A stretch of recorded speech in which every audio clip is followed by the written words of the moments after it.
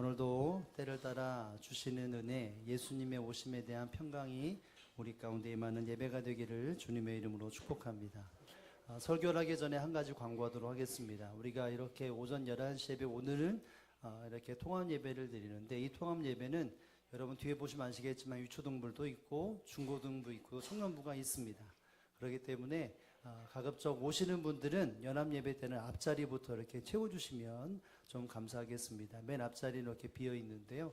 오시는 분들, 특별히 새로 오신 분들이나 혹은 이렇게 교회를 오래 다니지 않으신 분들은 앞자리 앉기 쉽지 않거든요. 그렇기 때문에 우리 권사님들이나 우리 안수리 집사님들이나 교회 오래 다니신 분들은 여러분 연합 예배 때는 맨 앞자리부터 이렇게 채워주시면 아마도 예배가 더욱더 또 원활하게 잘 준비될 것이라고 생각이 됩니다.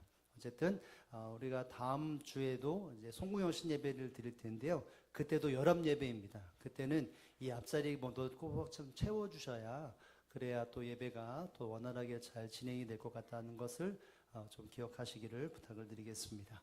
오늘 본문을 통해서 이와 같은 제목으로 은혜의 말씀을 나누기 원합니다. 제목을 한번 읽어볼까요? 제가 설교 중에 제일 어려워하는 설교 중에 하나가, 모든 연령대가 한꺼번에 있는 예배의 설교가 제일 힘듭니다. 특별히 여기 보면은 유초등부 아이들도 많이 있는데, 우리 유초등부 아이들의 집중을 돕기 위해서 우리 유초등부가 우리 전략 제목 한번 읽어볼까요? 제목만 한번 읽어보겠습니다. 시작. 네, 감사합니다. 자, 한 다스리는 자라는 제목으로 은혜의 말씀을 나누기를 원합니다. 여러분, 성탄절, 크리스마스라고 하는 것에 대해서 사람들은 저마다 마음속에 소망을 품습니다. 아이들은 이 성탄절, 크리스마스 이브가 되면 어떤 기대와 소망이 있을까요? 부모님한테 선물 받을 거다.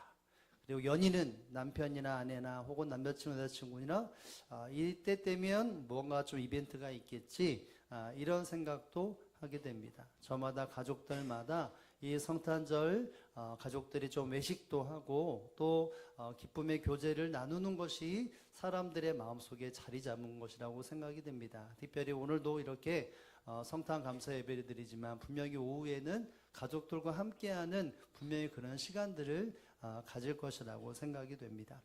여러분, 그럼에도 불구하고 우리가 기억해야 될 것은, 이 성탄절의 주인은 아이들이 아니라 혹은 연인이 아니라 가족이 아니라 바로 예수 그리스도라는 사실을 여러분 깨달을 수 있기를 주님의 이름으로 축복을 드립니다. 이 성탄절은 정확하게 예수님이 12월 25일 날 오셨다, 이거는 아니죠. 그런데 이때쯤일 것이다 라고 하는 대략 날짜를 정해서 예수님의 오심을 잊어버리지 말자 라고 하는 생각 속에서 온 세계가 바로 이 성탄절을 보내고 있습니다. 이 모든 것의 주인공은 바로 예수님이라는 것을 우리는 기억하면서 오늘 예배를 또 말씀을 드릴 수 있기를 주님의 이름으로 축복합니다. 예수님이 아기로 오시는 이 환경 속에 수많은 사람들의 마음 속에는 메시아이신 예수가 온다라고 하는 생각을 저마다 다 가지고 있었습니다. 구약의 마지막 부분에 수많은 예언자들로 말했던 것은 아기 예수가, 메시아가 이 땅에 온다라고 하는 예언과 함께 수많은 이스라엘 백성들은 그 오실 메시아를 마음속에 염원을 두며 마음에 소망을 하며 하루하루 삶을 살았습니다. 그런데 때가 되었을 때 예수님이 이 땅에 오셨습니다. 이것을 알았던 수많은 사람들 중에 오늘 본문에 보면 동방박사, 동쪽으로부터 온 박사들에 대한 이야기를 우리는 처음을 접하게 됩니다. 이들은 성령의 인도하심에 따라 예수님이 유대 땅에 나신다는 사실을 알고 이끌림을 받아서 왕 앞에 나아갑니다. 유대인의 왕이 이곳에, 이 땅에 태어난다고 했는데 어디 있습니까? 라는 질문을 하게 됩니다. 이 이야기를 왕은 듣고 그것을 전혀 알지 못했기 때문에 제사장들과 서기관들, 즉 말씀에 대해서 깊은 이해가 있고 혹은 말씀을 대필하는, 말씀을 가까이 했던 수많은 사람들, 즉 구약 성경에 대해서 많이 알고 있는 사람들을 불러다가 이와 같은 이야기들을 질문을 하게 됩니다. 유대인의 왕이 어디서 태어나느냐, 어디 있느냐라고 하는 질문을 던지게 되죠. 여러분, 이 질문 앞에 수많은 사람들이 저마다 마음속에 품었던 이야기들을 하게 되는데, 오늘 본문 6절의 말씀에 보면 이렇게 질문에 대하여 사람들이 말을 합니다. 우리 한번 6절의 말씀을 다 함께 한번 읽어봅니다. 시작. 또 유대 땅 베들레헴아 너는 유대 고을 중에서 가장 작지 아니하도다. 내게서 한 다스리는 자가 나와서 내 백성 이스라엘의 목자가 되리라 하였음이니이다. 아멘. 먼저 이야기를 말할 때 장소를 말을 합니다. 그 아기 예수가 유대 왕이 여기 있습니다라고 할 때에 먼저 장소적인 부분을 하는데 앞부분에 이런 말이 나오죠. 유대 땅 베들레헴아라고 말하면서 말씀을 인용을 합니다. 여러분 이 말씀은 구약 성경 미가 선지자를 통해 예언했던 말씀을 그대로 인용해서 대제사장들과 말씀을 알고 율법을 알았던 사람들이 그대로 인용을 하는데 바로 베들레헴이라고 하는 곳에서 유대 왕이 태어난다는 것을 말합니다. 그런데 여기 보면 유대 땅 베들레헴아 너는 유대 고을 중에 가장 작지 아니하도다 이렇게 말합니다. 여러분 베들레헴이라고 하는 이곳은 실제적으로 가장 작은 성읍입니다. 그때 당시 행정적으로 가장 적다라고 말하는 인구의 수를 보면 약 1000만 정도 되지 않은 이렇게 소규모의 바로 이 지역이었습니다. 그리고 농경사회임에도 불구하고 많은 것에 사람들이 집약할 수 없을 정도로 작은 땅이었던 곳이 바로 이 성읍이었던 곳이 바로 이 베들레헴이었습니다. 그런데 정말 작고 작은 성읍임에도 불구하고 선지자들이 말한 것을 말하면서 그 예수님이 태어난 곳은 베들레헴인데 작지 않다 이렇게 말을 합니다. 여러분 왜 작은데 작지 않다라고 말을 했을까요? 그 곳은 너무나 작은 곳인데 너무나 좁은 곳인데 작지 않다라고 말하는 것은 그곳에서 뒷부분에 보면 누가 나오기 때문이요? 내게서 한 다스리는 자가 나오기 때문이라는 것이죠. 여러분 한 다스리는 자가 이 베들레헴에서 나오기 때문에 비록 작은 고을이지만 너는 절대로 작지 않다 이렇게 말을 합니다. 여러분 이 말이 무엇일까요? 결국은 그 한 다스리는 자가 절대로 나올 수 없는 그곳에서 태어나고 존재한다는 것을 말합니다.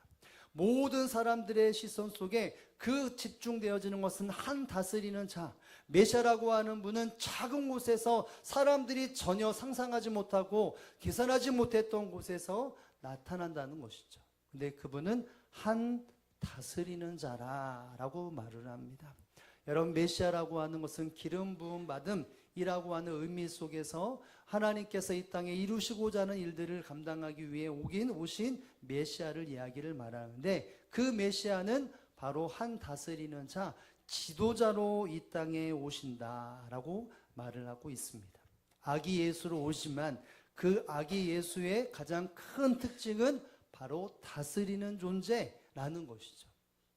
예수님이 아기로 오셨지만 그러나 그 아기 예수님이 이 땅에 오셔서 행하시는 일은 뭐라고요? 다스리는 자로 이 땅에 존재한다는 것입니다.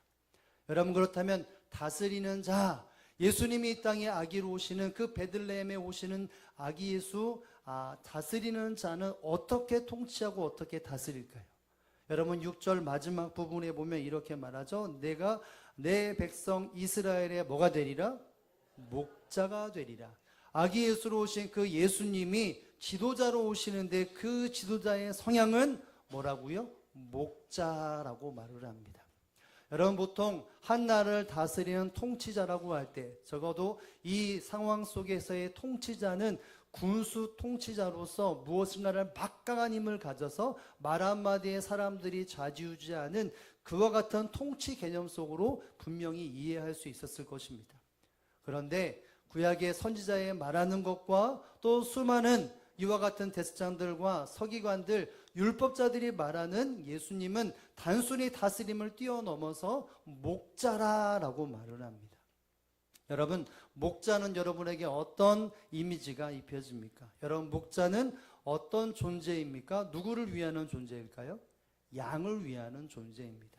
여러분부터 양을 인도할 때 군림하는 게 목자가 아니라 그들의 필요를 채워주는 것이 바로 목자였습니다.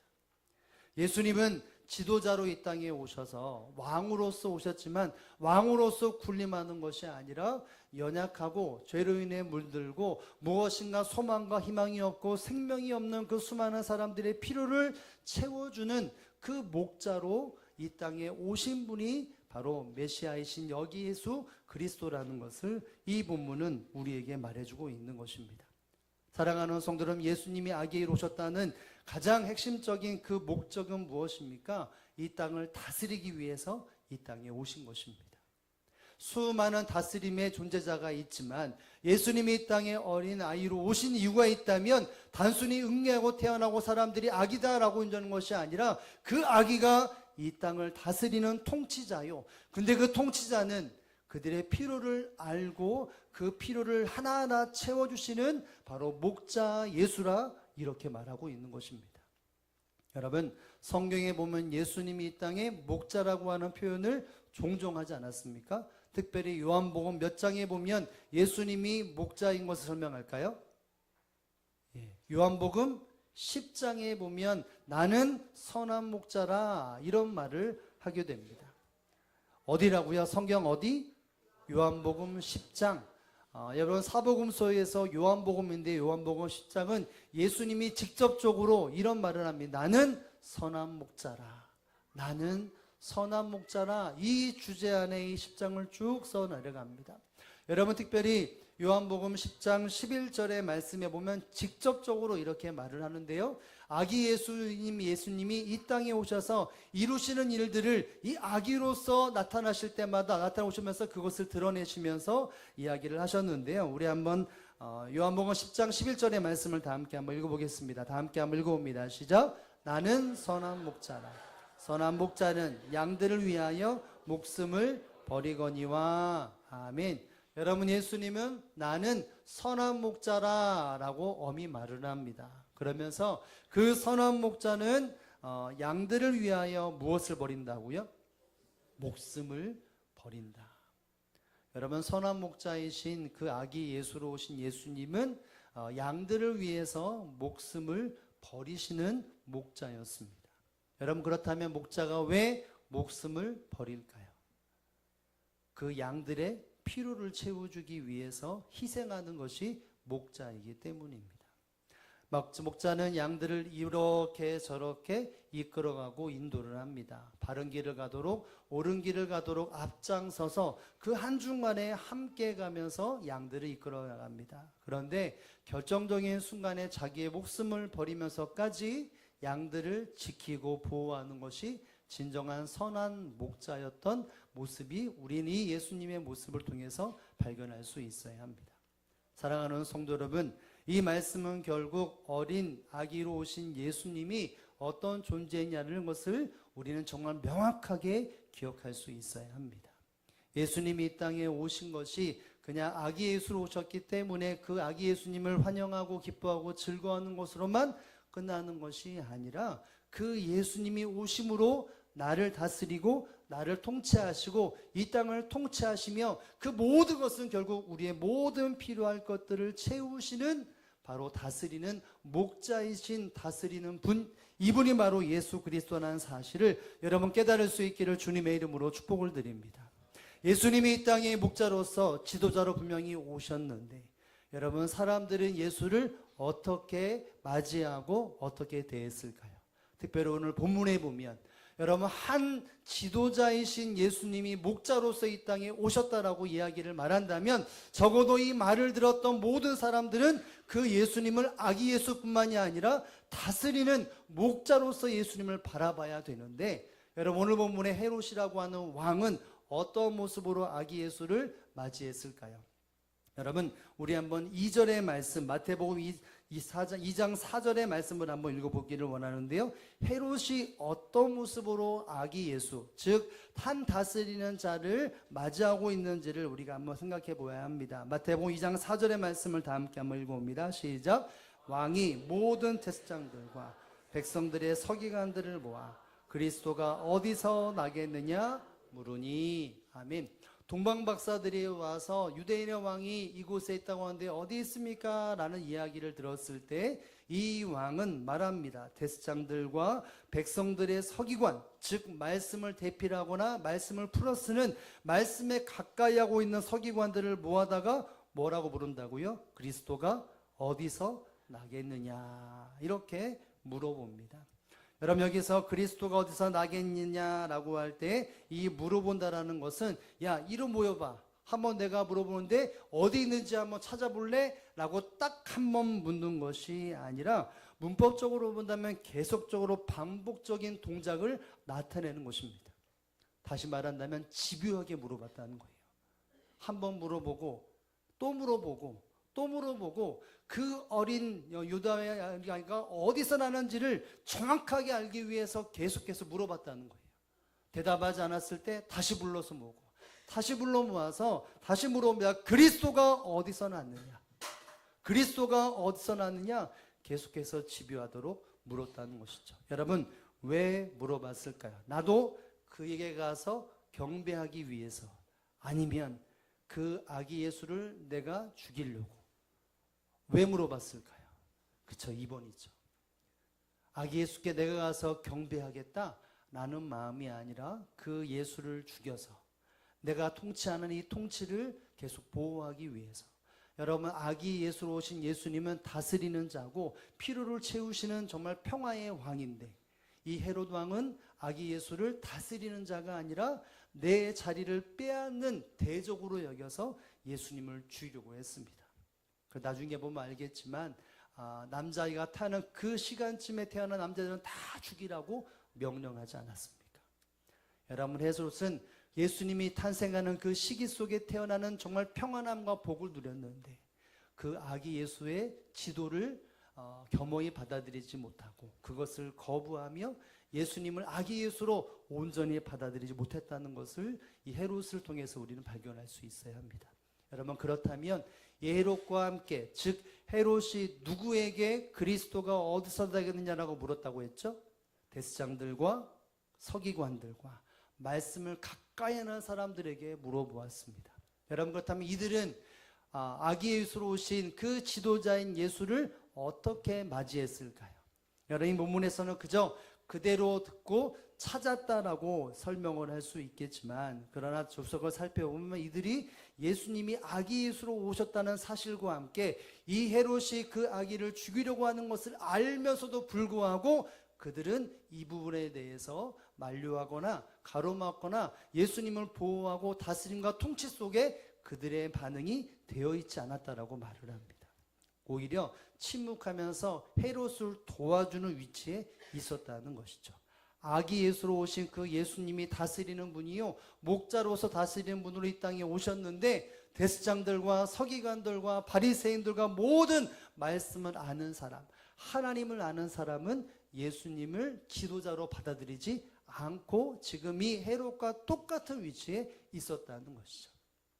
뿐만 아니라 이 이후에 예수님이 점점 자라서 그 모든 시간 속에 예수님의 십자가를 한다는 그 과정 속에도 본다면 제사장들과 바리새인들과 서기관들은 어떤 삶을 살았습니까? 예수님을 철저하게 가로막는 삶을 살았습니다. 예수님이 이 땅에 병든 자를 고치시고 수많은 사람들의 필요를 채우시는 그 사역을 감당하는 지도자로서, 목자로서 지도력을 행사할 때마다 대제사장들과 지도자들은 그것을 가로막는 위치에서 예수님을 반기지 못하는 모습을 보였던 것이죠. 여러분, 어쩌면 이 본문 속에 남아있는 수많은 사람들은 예수님의 오심에, 아기 예수로 오신 그 예수님에 대하여 통치자로서, 지도자로서 반기는 것이 아니라 오히려 그것을 가로막는 사람들로서의 자리에 서 있다는 사실들을 우리는 발견할 수 있어야 합니다. 사랑하는 성도 여러분, 우리는 성탄절을 보내고 있습니다. 아기 예수로 오신 그 예수님이 이 땅을 다스리시고 이 땅의 모든 필요를 채우시는 목자 되신 예수님이 이 땅에 오시는 것을 우리는 기억하며 이 시간을 보내야 되는데, 어떤 중심이 있어야 합니까? 예수님이 이 땅에 나를 통치하시고 나의 필요를 채우시는 그 아기 예수라는 사실들을 기억할 수 있어야 합니다. 할렐루야. 단순하게 야 성탄절은 선물 받은 날 이런 것이 아니라 우리가 예수님을 기억한다면 아기 예수로서 예수님이 나의 시간과 삶을 통치하시는 분, 예수님께서 나의 모든 시간들과 모든 것을 채우시는 목자 되신 지도자이신 예수님이라는 사실을 여러분 믿고 깨달을 수 있기를 주님의 이름으로 축복을 드립니다. 대부분의 사람들은 예수님에 대해서 지도력을 가로막고 그것을 거부했지만, 그러나 그 안에는 택하신 하나님의 사람들, 예수님의 사람들은 예수님의 필요에 대하여 믿음으로 반응하고 통치적으로 받아들여 수많은 일들을 경험했다는 것을 우리는 볼 수 있어야 합니다. 여러분, 공생의 기간에 예수님이 처음으로 기적을 일으키신 것이 있는데, 여러분 예수님이 이 땅에 공생애를 하면서 첫 번째 기적을 일으켰던 것이 어떤 사건입니까? 우리 초등부 아이들, 예수님이 이 땅에 공생의 기간 처음으로 기적 행하였던 기적이 뭘까요? 힌트, 포도주. 그렇죠. 물을 포도주로 바꾸는 상태가 나와요. 여러분, 그때 예수님의 어머니가 하인들에게 뭐라고 말하는 줄 아세요? 저 예수가 시키는 대로 해라, 이렇게 말을 합니다. 그래서 예수님은 하인들에게 시킵니다. 저 항아리에다가 물을 가득 부어라 라고 명령을 합니다. 여러분, 예수님께서 수많은 사람들에게 등장하실 때 첫 기적은 사람들에게 명령을 하셨고, 그 명령에 순종에 따라 어떤 일이 벌어졌을까요? 그 잔치의 필요를 채워주셨습니다. 사람들이 그 잔치의 필요하고 부족한 것들을 가득 채워주셨다는 것이죠. 그리고 뿐만 아니라 여러분, 그 본문의 마지막 부분에 보면 이에 제자들이 예수를 믿더라, 이렇게 말을 합니다. 결국 예수님의 이적과 기적은 무엇을 말을 할까요? 사람들의 필요를 채우고 연약함을 채우고 제자들의 예수님을 따르고자 하는 그 강인한 마음과 순종의 마음을 그 사건 속에서 기적을 통해서 보여주신 것입니다. 여러분, 결국 예수님 앞에 예수님을 지도자로 받아들이고 통치자로 받아들이고 목자로 받아들였던 모든 사람들은 그들의 연약함과 부족함과 혹은 그 육체의 연약함 속에, 영적인 질병에, 죽음의 속에서 결국 주님께서 채워주시는 놀라운 은혜를 경험했다는 사실들을 알아야 합니다. 우리는 아기 예수를 바라보지만 그 아기 예수가 결국은 이 땅에 우리의 모든 연약한 것들을 채우시고 나의 시간을 채우고 나의 삶을 채우고 나의 인생을 채우시기 위해 목자로 오신 지도자라는 사실을 여러분 기억할 수 있기를 주님의 이름으로 축복을 드립니다. 여러분, 그 예수님을 잊어버린다면, 그 예수님에 대해 통치를 내가 거부한다면 헤롯과 똑같은, 그리고 대제사장들과 서기관과 똑같이 아기 예수를 예수로 보지 못하는 잘못된 오류를 범한다는 것을 알아야 합니다. 따라서 우리는 이 성탄절 어떤 마음을 품어야 합니까? 아기 예수에 대하여 이 크리스마스는 예수님이 있는 크리스마스라는 사실들을 기억할 수 있어야 합니다. 여러분, 제가 인터넷에서 이런 검색을 해봤어요. 예수가 없는 크리스마스. 여러분, 예수가 없는 크리스마스가 오늘날 존재할까요? 존재하지 않을까요? 존재합니다. 여러분, 미국에는 크리스마스라고 하는, 분명 이름은 성탄절이라고 말하지만 저마다 사람들이 즐김과 기쁨을 가족들이 즐기거나 연인들이 즐기거나 예수님이 없는 크리스마스를 대대적으로 펼칩니다. 유럽도 그렇고요, 동남아도 그렇고요, 한국에도 그렇습니다. 그래서 어떤 분이 극단적으로 이런 말을 하더라고요. 성탄절은 휴일이 되지 말아야 한다고. 여러분, 휴일이 되기 때문에 누가 쉬는데 성탄절이 휴일이 되지 않았으면 좋겠다. 그 말이 뭐냐면 성탄절의 주인공인 예수님을 빼버린 채 그냥 쉬는 걸로, 그냥 노는 걸로, 그냥 하루 쉬는 거로만 생각하기 때문이라는 것이죠. 세상 사람들은 그럴 수 있습니다. 그러나 우리는 어떤 마음을 품어야 합니까? 아기 예수로 오신 그 예수님은 목자로서 이 땅을 통치하기 위해 오신 바로 어린 아이 예수 그리스도라는 사실을 기억할 수 있어야 할 것입니다. 세상 사람들은 그리스도가 없는 성탄절을 보낸다 할지라도 우리는 바로 아기 예수로 오신 예수님이 이 땅의 주인공이시고 통치자이시고 평화의 왕으로 오신 분이라는 것을 기억하며 이 성탄절 진정한 주님께 영광이 되고 주님의 통치 앞에 나의 시간과 나의 삶을 내어드려 주님이 채워주심을 경험하는 저와 여러분의 이 복된 성탄절이 되고 주님께 합당한 영광을 돌리는 저와 여러분의 복된 예배가 되기를 주님의 이름으로 축복을 드립니다.